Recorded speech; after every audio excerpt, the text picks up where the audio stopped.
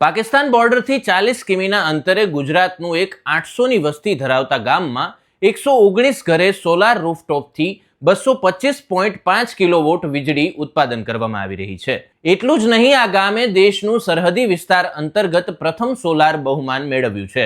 બનાસકાંઠા જિલ્લાના સુઈગામ તાલુકાના મસાલી ગામની હું વાત કરી રહ્યો છું। કઈ યોજના અંતર્ગત આ ગામને આ બહુમાન મળ્યું, સૌપ્રથમ એ યોજનાની માહિતી મેળવી લઈએ।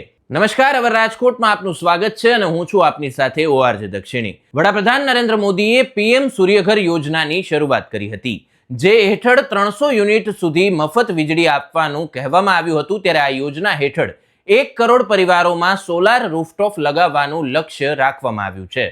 સોલાર રૂફટોપ લગાવવા માટે સરકાર સબસિડી પણ આપી રહી છે। ત્યારે આ યોજના વીજળી બિલ પર નાણાં બચાવવામાં મદદ કરે છે।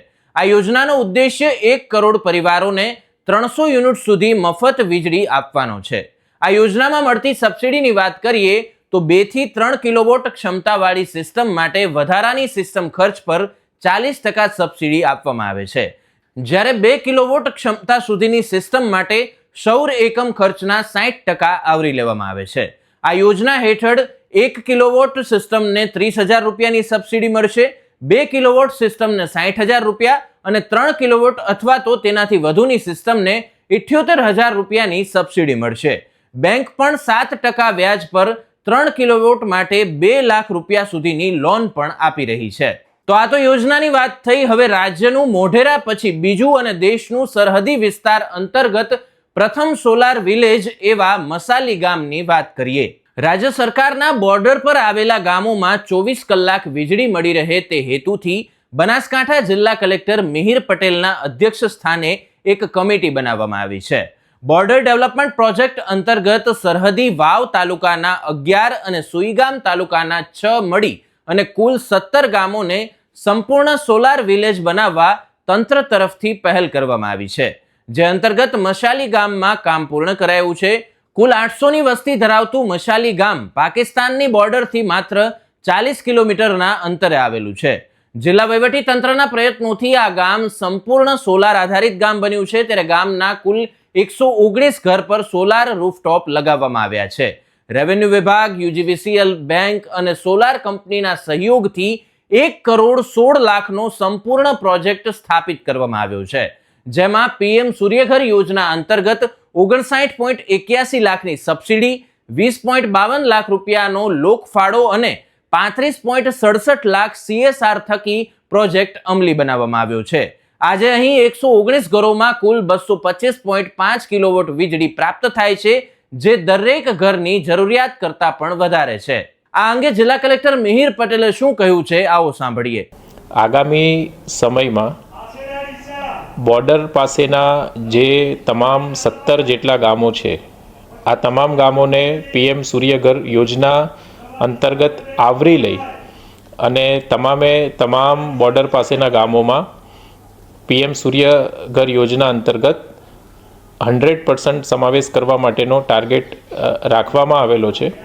મને એ જણાવતા ખૂબ આનંદ થાય છે કે સરહદી પ્રદેશ અને બોર્ડર પાસે આવેલું બનાસકાંઠા જિલ્લાનું મસાલી ગામ એ ગુજરાતનું બીજા નંબરનું અને ભારતનું કદાચ કહી શકાય કે પ્રથમ નંબરનું બોર્ડર વિલેજ બન્યું છે કે PM સૂર્યઘર યોજના અંતર્ગત જેનું 100% સોલરાઇઝેશન થયું છે। માધપુરા મસાલી ગ્રુપ ગ્રામ પંચાયતના સરપંચ મગનીરામ રાવલ અને ગામના આગેવાનોએ જણાવ્યું હતું કે સોલાર પાવરના કારણે ગામમાં વીજળીની સમસ્યાનો કાયમી અંત આવ્યો છે। મારું નામ મગનીરામ માવજીભાઈ રાવલ, સરપંચ ગ્રુપ ગ્રામ પંચાયત માધપુરા મસાલી।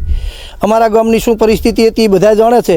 અમારા ગામને જે તમામ સોલાર ફિટ થઈ ગયા છે અત્યારે, અને જે પરિસ્થિતિ હતી અત્યારે બધાના ટોટલના ખાતામાં પૈસા જમા થશે, એ બદલ ખરેખર ધન્યવાદ દેવરાય। એનો સરકારને ધન્યવાદ આપીએ અને ડેપ્યુટી કલેક્ટર સાહેબને, ડેપ્યુટી કલેક્ટર સાહેબને અને અમારા ગઢવી સાહેબને, પ્રવીણદાન ગઢવી, ખૂબ એમણે મહેનત કરી અને અમારા ગામને સોલાર આપ્યો છે, એ બદલ ખૂબ ખૂબ એમનો બધાનો આભાર। અને ગામને ખૂબ તકલીફમાં હતું, એને બદલે મસાલીનું કોઈ જગ્યાએ નામ નહોતું, એ જગ્યાએ આ મસાલીનું નામ તો તમામ જગ્યાએ આવશે। વહીવટી તંત્રનો પણ આભાર। હું સોઈગામ તાલુકાના મસાલી ગામનો વતની છું, જાડેજા સિદ્ધરાજસિંહ. અમારા ગામમાં બોર્ડર પાકિસ્તાનની નજીક આવેલું ગામ છે.